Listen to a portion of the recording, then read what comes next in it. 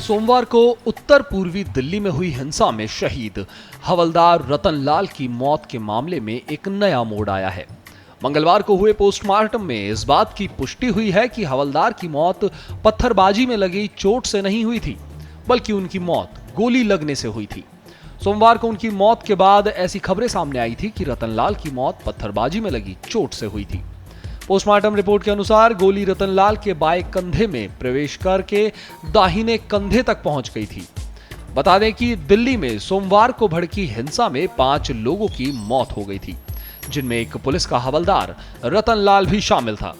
यह भी जानकारी है कि मरने वालों में अधिकांश की मौतों का कारण गोली लगना ही है।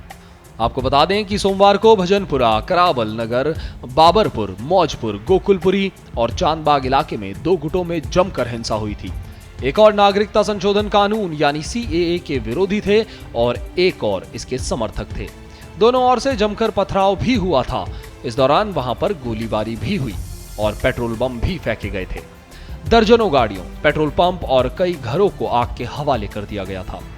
इसी हिंसा में रतन लाल की भी मौत हुई। हिंसा में मारे गए रतन लाल दिल्ली के बुराड़ी गांव की अमृत विहार कॉलोनी के रहने वाले थे और मूल रूप से राजस्थान के रहने वाले थे।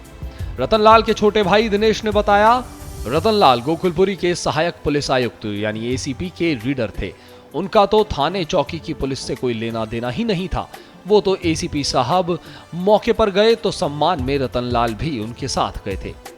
भीड़ ने उन्हें घेर लिया और मार डाला। इस बारे में ताजा खबर यह है कि रतन लाल को शहीद का दर्जा दिया जाएगा। केंद्रीय गृह राज्य मंत्री ने यह आश्वासन दिया है। वहीं उधर राजधानी दिल्ली में लगातार तीसरे दिन मंगलवार को भी दंगे हुए। सीएए के खिलाफ और समर्थन में चल रहे प्रदर्शनों के दौरान मौजपुर में कई बार गोलियां चली। हिंसा में मंगलवार को ही 8 लोगों की मौत हुई। इसके बाद बुधवार को अस्पताल में 7 मौतें होने के समाचार हैं। इसी के साथ मृतकों की संख्या बढ़कर 20 हो गई है। साथ ही 300 से ज्यादा लोग इस हादसे में घायल बताए जा रहे हैं, जिनमें से 120 लोगों को गोली लगी है। तो मंगलवार रात गृह मंत्रालय ने सुरक्षा बलों को आदेश दिए कि दंगाइयों को देखते ही गोली मार दी जाए। हिंसाग्रस्त इलाके में 1 महीने तक धारा 144 लागू कर दी गई। साथ ही दंगाग्रस्त 4 इलाकों में कर्फ्यू लगा दिया गया है। खबर है कि भजनपुरा और ब्रह्मपुरी इलाके में पत्थरबाजी देर रात तक जारी थी। गोकुलपुरी में फायर ब्रिगेड की 2 गाड़ियों समेत कई वाहनों में आग लगाई गई। कई इलाकों में सुबह से ही दुकानों, मकानों से धुआं उठता हुआ दिखाई दिया।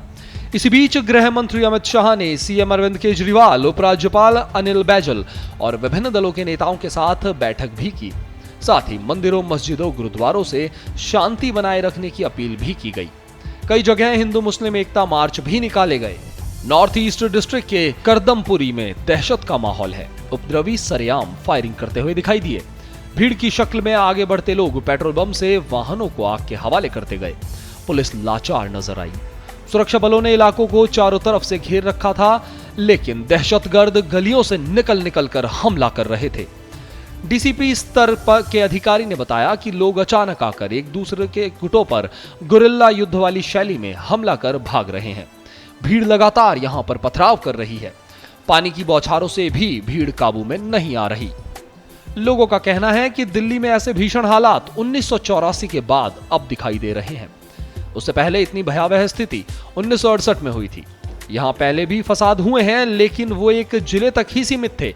लेकिन ये दंगे बड़े पैमाने पर हैं। मुख्य सड़कों के बजाय गलियों में हिंसा हो रही है, इसीलिए हालात बेहद जटिल हैं। इसे सिर्फ सीएए से जोड़कर देखना बेमानी होगी। इस हिंसा को अमेरिकी राष्ट्रपति डोनाल्ड ट्रंप की यात्रा से जोड़कर भी देखना चाहिए, लेकिन मैं ये नहीं कहूंगा कि इसमें किसी बाहरी ताकत का हाथ है। हाँ, ये जरूर है कि घर में जब कलह होती है तो बाहरी ताकतें इसका फायदा उठाने की कोशिश जरूर करती हैं।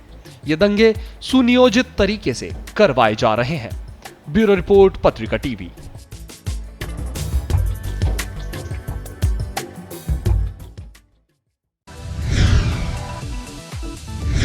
2020 में पाठकों के सपने होंगे साकार। आप भी जीत सकते हैं घर और कार। पत्रिका रीडर्स फर्स्ट पाठकों के लिए सुनहरा मौका, करोड़ों के लाखों पुरस्कार, 2 बेडरूम फ्लैट, फैमिली कार और सोने का नेकलेस। साथ ही हर पाठक को मिलेगा गारंटीड उपहार।